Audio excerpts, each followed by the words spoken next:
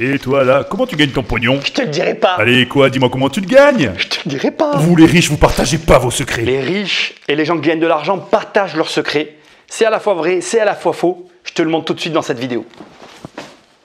Et donc, on attaque avec le premier point, le marché infini et le marché fini.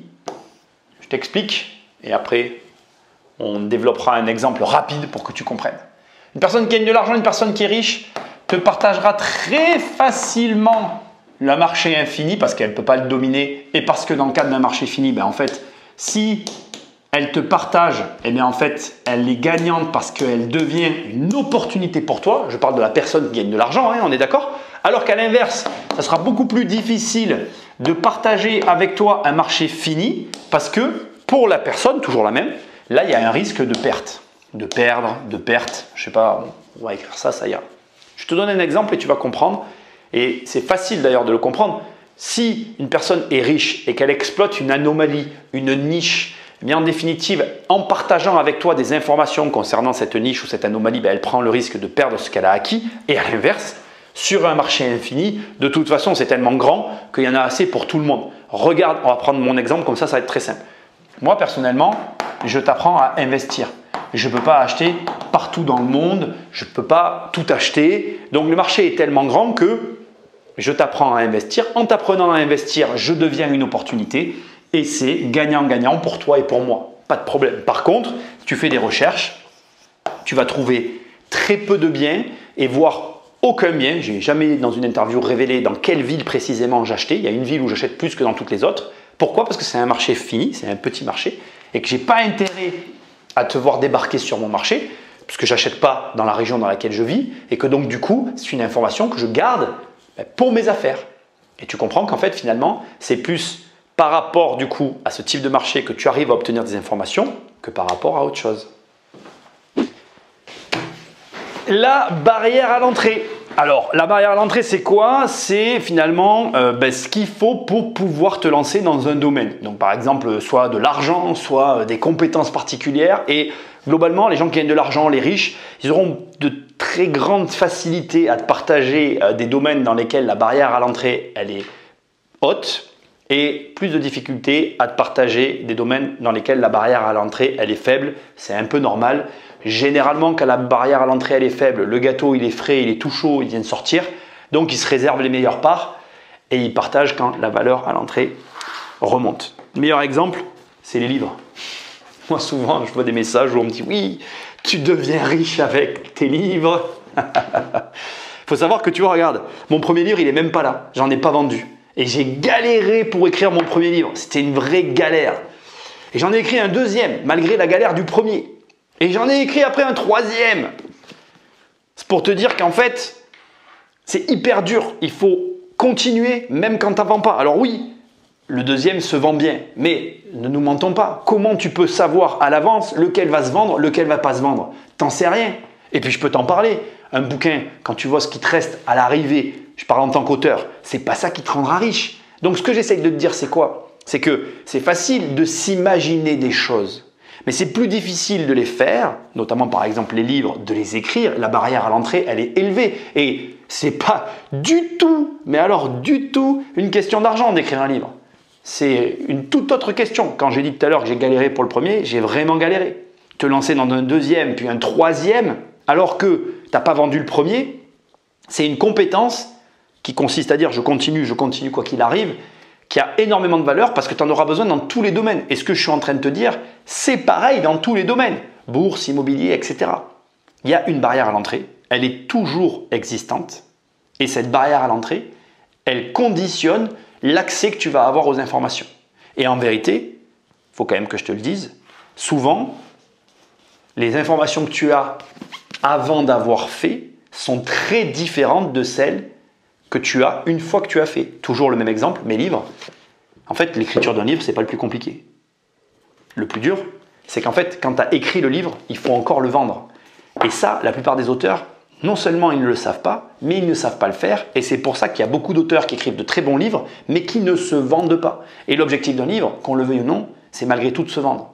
Donc, ce qui est intéressant, c'est qu'encore une fois, on croit que la barrière à l'entrée, c'est l'écriture. Alors que dans le cadre des livres, par exemple, c'est tout le travail qu'il faut faire une fois que le livre est terminé. Un jour, j'ai entendu un auteur qui a dit une chose que j'ignorais complètement avant de me lancer dans l'écriture.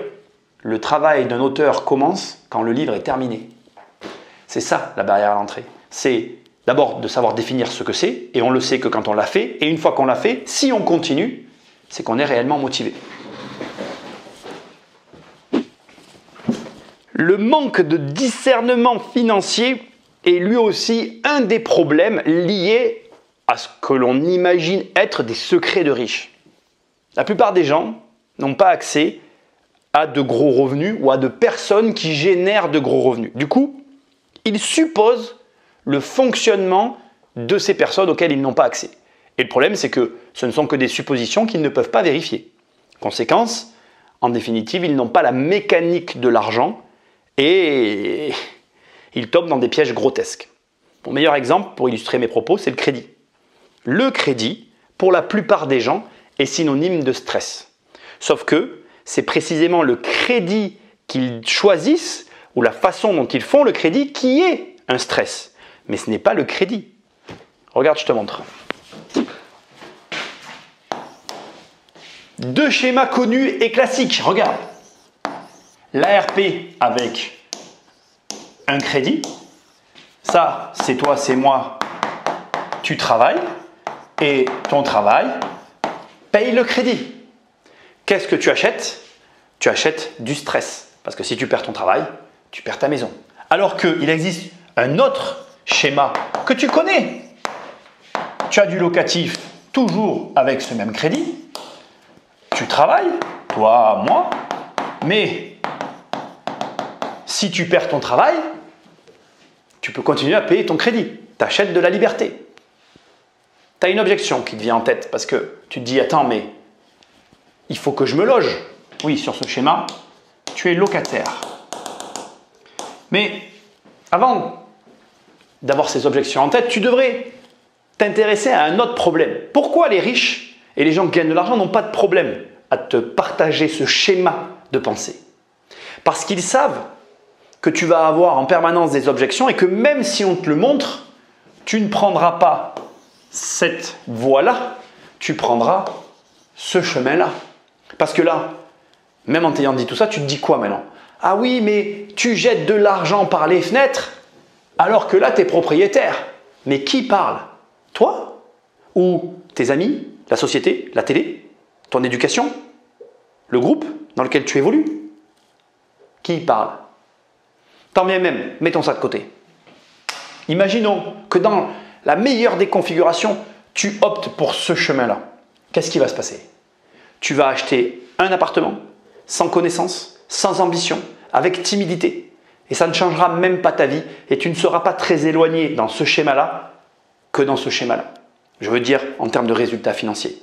Et au final, tu continueras à critiquer parce que tes résultats seront médiocres. La finalité, c'est quoi?